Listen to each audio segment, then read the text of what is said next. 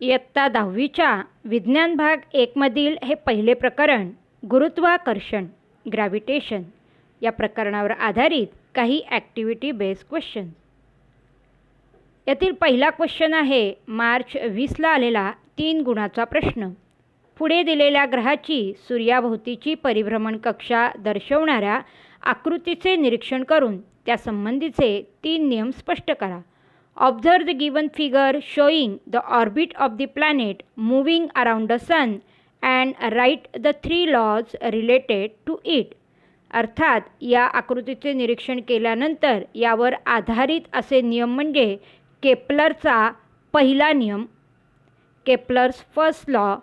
ग्रहाची कक्षा लंबवर्तुळाकार असून सूर्य त्या कक्षेच्या एका नाभीवर असतो. The orbit of a planet is an ellipse with the sun at one of the foci. केप्लरचा दुसरा नियम, केप्लर सेकंड लॉ. ग्रहाला सूर्याशी जोडणारी सरळ रेषा ही समान कालावधीत समान क्षेत्रफळ व्यापन करते. The line joining the planet and the sun sweeps equal areas in equal intervals of time. केप्लरचा तिसरा नियम, केप्लर्स थर्ड लॉ. सूर्याची परिक्रमा करणाऱ्या ग्रहाच्या आवर्तकालाचा वर्ग हा ग्रहाच्या सूर्यापासूनच्या सरासरी अंतराच्या घनाला समानुपाती असतो. याचा अर्थ सूर्याजवळ असणारा बुध म्हणजेच मर्क्युरी हा ग्रह एक आवर्त म्हणजेच सूर्याभोवतीची एक फेरी रिव्होल्यूशन अराउंड द सन ही 88 दिवसात पूर्ण करतो, तर तीच एक फेरी किंवा एक आवर्त पूर्ण करायला गुरु म्हणजे ज्युपिटरला 12 वर्ष लागतात. याचा अर्थ सूर्यापासून ग्रह जेवढा जवळ तेवढा त्याचा आवर्त एक फेरी पूर्ण करण्याचा कालावधी कमी, तर सूर्यापासून ग्रह जेवढा दूर तेवढा त्याला एक फेरी पूर्ण करण्यास जास्त कालावधी लागणार आहे. The square of the period of revolution of a planet around the sun is directly proportional to the cube of the mean distance of the planet from the sun. म्हणजे ग्रहाचा आवर्तकाल जर टी असेल आणि सूर्यापासून ग्रहाचे सरासरी अंतर आर असेल, तर टीचा वर्ग बरोबर आरचा घन. प्रश्न दुसरा, न्यूटनचा वैश्विक गुरुत्वाकर्षणाचा सिद्धांत लिहा. त्यावरून गुरुत्वीय आकर्षण बलाचे सूत्र लिहा. State Newton's universal law of gravitation, express it in mathematical form. गुरुत्वाकर्षणाचा सिद्धांत आहे विश्वातील प्रत्येक वस्तू इतर प्रत्येक वस्तूला ठराविक बलाने आकर्षित करीत असते. हे बल एकमेकांना आकर्षित करणाऱ्या वस्तूंच्या वस्तुमानाच्या गुणाकाराशी समानुपाती आणि त्यामधील अंतराच्या वर्गाशी व्यस्तानुपाती असते. Every object in the universe attracts every other object with a definite force. This force is directly proportional to the product of the masses of the two objects and inversely proportional to the square of the distance between them. याचा अर्थ ज्या वस्तूचं वस्तुमान म्हणजेच मास हे अधिक असणार आहे त्याच्याकडून लावलं जाणारं बल, गुरुत्वीय बल किंवा ग्रॅव्हिटेशनल फोर्स हे अधिक असणार आहे म्हणजेच समप्रमाण. तर त्यांच्यामधील अंतर जितकं कमी तितकं त्यांच्यामधील आकर्षण बल ग्रॅव्हिटेशनल फोर्स हा जास्त असणार आहे म्हणजेच हे झालं व्यस्तानुपाती. गुरुत्वबलाचं सूत्र आपण देतोय. जर दोन वस्तूची वस्तुमाने इथे m1 आणि m2 असतील, masses of the two objects, त्या वस्तूंच्या केंद्रामधील अंतर the distance between the centres of two objects R असेल. दोन वस्तूंमधील गुरुत्वीय बल ग्रॅव्हिटेशनल फोर्स आपण F मानत असू आणि जी जो सर्व ठिकाणी समान असणार आहे वैश्विक गुरुत्वीय स्थिरांक युनिव्हर्सल ग्रॅव्हिटेशनल कॉन्स्टंट, तर मग गुरुत्वीय आकर्षण बलाचं सूत्र जे आहे मॅथमॅटिकल फॉर्म तो असणार आहे F is equal to G m1 m2 divide by R square. प्रश्न तिसरा, जीचे मूल्य कोणत्या घटकावर अवलंबून असते ते स्पष्ट करा. Explain the factors affecting the value of G.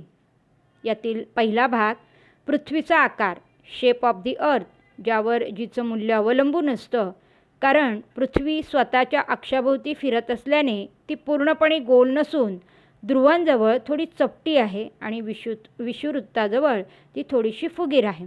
The earth is not perfectly spherical. It is somewhat flat at the poles and bulging at the equator. पृथ्वीची त्रिज्या ध्रुवाजवळ कमी असल्याने तेथे जीचे मूल्य जास्त म्हणजे 9.832 मीटर पर सेकंदचा वर्ग आहे.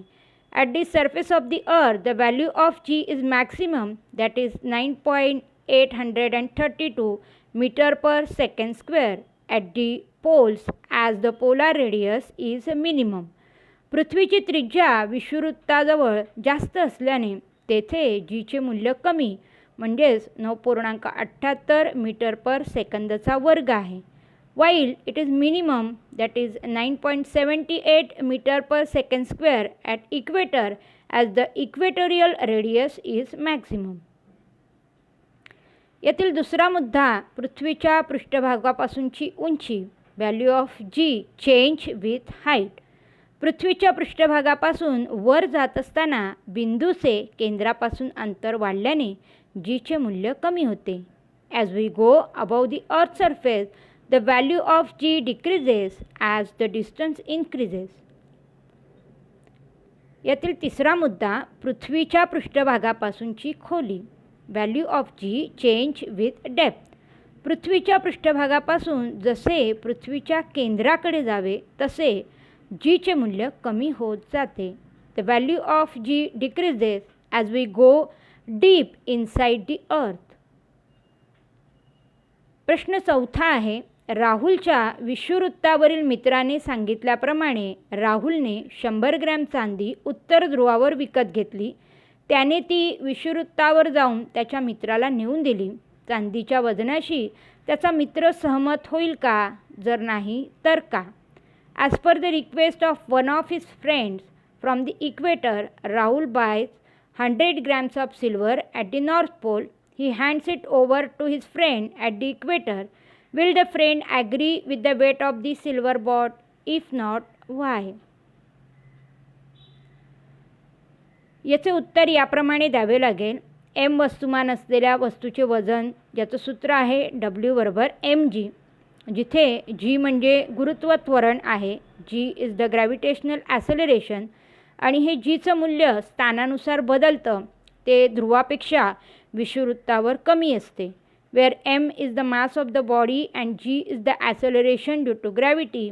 g varies from place to place. The value of g at the equator is less than that at the north pole. त्यामुळे 100 ग्रॅम चांदीचे वजन हे उत्तर ध्रुवापेक्षा विषुववृत्तावर कमी भरेल व या बाबतीत राहुलचा मित्र हा राहुलशी सहमत होणार नाही. Hence, the weight of the silver bought at the North Pole would be less when the silver is weighed at the equator.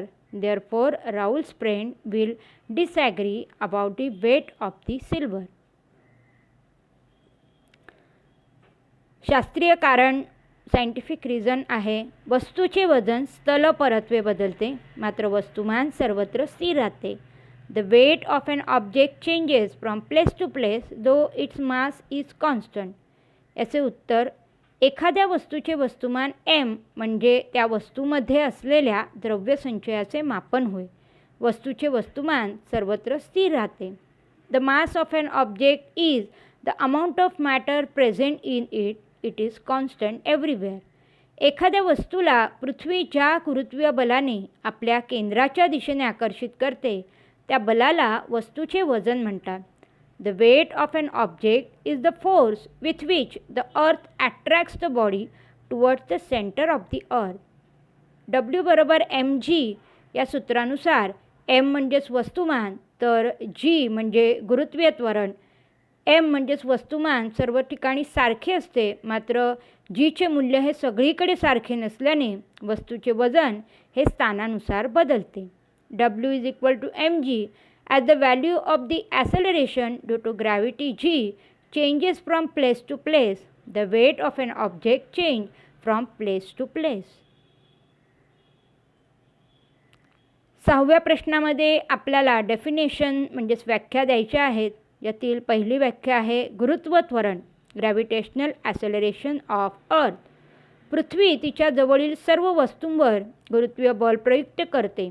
पृथ्वीच्या या गुरुत्वीय बलामुळे वस्तूचे त्वरण होते. यास पृथ्वीचे गुरुत्व त्वरण म्हणतात. The earth exerts gravitational force on objects near it. The gravitational force due to the earth on a body results in its acceleration. This is called acceleration due to gravity. दुसरी व्याख्या आहे मुक्त पतन, फ्री फॉल. जेव्हा एखादी वस्तू केवळ गुरुत्वीय बलाच्या प्रभावामुळे गतिमान असेल तर त्या गतीला मुक्त पतन म्हणतात. If the object moves under the influence of the force of gravity alone, it is said to be falling freely. मुक्तिवेग, एस्केप वेलॉसिटी. एखादी वस्तू वर फेकताना तिचा सुरुवातीचा वेग जितका जास्त असेल तितकी ती वस्तू पृथ्वीच्या आकर्षणाचा प्रतिकार करू शकते, तितकी जास्त ती वर जाऊ शकते. आरंभ वेगाच्या या विशिष्ट मूल्यास मुक्तिवेग म्हणतात. If the object is thrown upwards, if higher the initial velocity, the object will oppose the gravity of the earth more and larger will be the height to which it can reach.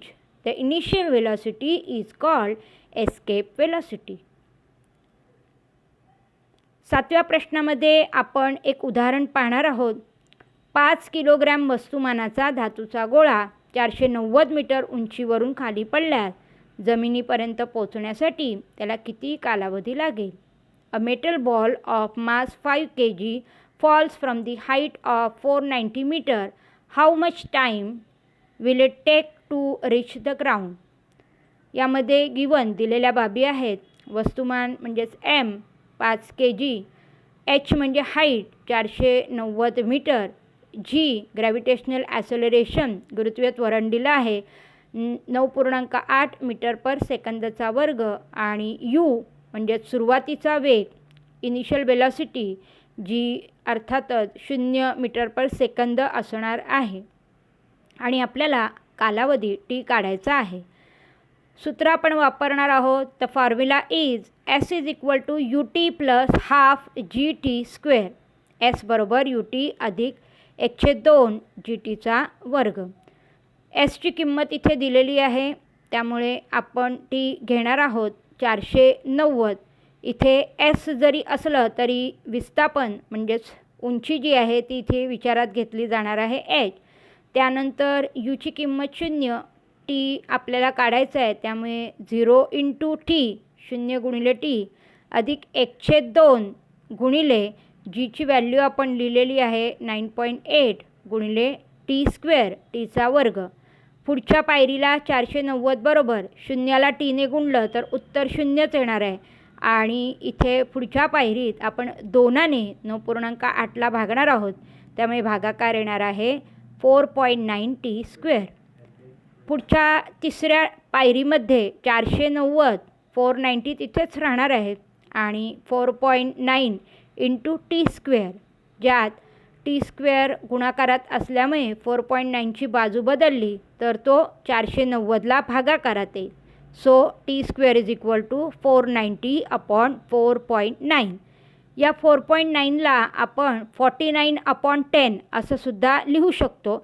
त्यामुळे त्यापुढची पायरी T square is equal to 490/49/10. हे जे 10 भागाकारात आहेत ते वरच्याला गुणाकारात आणल्यानंतर T square is equal to 490 × 10/49. 49ने म्हणजेच 49ने 490ला आपण भागू शकतो किंवा 490 आणि 10चा गुणाकार केला तर 4900 /49 आणि टी स्क्वेअर असणार आहे 100. 100 हा 10चा वर्ग आहे म्हणून टी बरोबर 10 सेकंद. धातूचा गोळा जमिनीपर्यंत पोहोचण्यासाठी त्याला 10 सेकंद लागतील. A metal ball will take 10 second to reach the ground. प्रश्न 8वा. दिलेल्या चित्राचे निरीक्षण करून विचारलेल्या प्रश्नांची उत्तरे लिहा. Observe the given picture and about the following question. चित्रामध्ये एक मुलगी तिच्या हातातील दगड खाली टाकताना दिसत आहे. यावर आधारित पहिला प्रश्न. दगड मुलीच्या हातात असताना त्यावर प्रयुक्त होणारे बल कोणते? Which force acts on the stone Wien held in the hand? उत्तर, हाताने विरुद्ध दिशेने लावलेले बल. A force apply by hand in the opposite direction, ज्यामुळे तो दगड हातात स्थिर राहतो. दगड खाली पडताना त्यावर कोणते बल प्रयुक्त होते? Which force acts on the stone in the free fall after the girl release it? उत्तर, पृथ्वीचे गुरुत्वीय बल, ग्रॅव्हिटेशनल फोर्स ऑफ दी अर्थ. जेव्हा एखादी वस्तू केवळ गुरुत्वीय बलाच्या प्रभावाने गतिमान होते त्या गतीला काय म्हणतात? When an object moves under the influence of the force of gravity alone, what it is called? उत्तर, मुक्तपतन, फ्री फॉल. मुक्तपतनात आरंभीचा वेग किती असतो आणि गुरुत्वीय त्वरणामुळे त्यावर कोणता परिणाम होतो? What is the initial velocity and what is the effect of gravitational acceleration on the object in free fall? मुक्तपतनात आरंभीचा वेग हा 0 असतो आणि कालानुसार गुरुत्वीय त्वरणामुळे तो वाढत जातो. In free fall, initial velocity is 0 and it is increases due to gravitational acceleration. केवळ पृथ्वीच्या गुरुत्वीय बलाच्या प्रभावाखाली गतिशील असलेल्या खगोलीय वस्तूची 2 उदाहरणे द्या. Give the 2 examples of astronomical objects which are moving only under the influence of the gravitational field of the earth. याचे उत्तर, चंद्र व कृत्रिम उपग्रह, the moon and the artificial satellite. पृथ्वीवरील 60 न्यूटन वजनाच्या व्यक्तीचे चंद्रावरील वजन साधारण किती असेल? If the weight of the body on the earth surface is 60 newton, its weight on the moon surface will be about. इथे आपल्याला लक्षात ठेवणे गरजेचे आहे की पृथ्वीवर माणसाचे जेवढे वजन असेल त्याच्या 6 पटीमध्ये वजन हे चंद्रावर कमी भरते. त्यामुळे दिलेल्या पर्यायांपैकी जर पृथ्वीवर 60 न्यूटन बल असेल तर चंद्रावरील त्या व्यक्तीचे वजन हे अर्थात 10 न्यूटन असणार आहे. अशा रीतीने आपण इथे पहिल्या धड्यावर आधारित ॲक्टिव्हिटी बेस्ड क्वेश्चनचा अभ्यास केलेला आहे. तुम्हाला हा व्हिडिओ आवडला असेल तर जरूर लाईक करा, शेअर करा, सबस्क्राईब करा. थँक्यू.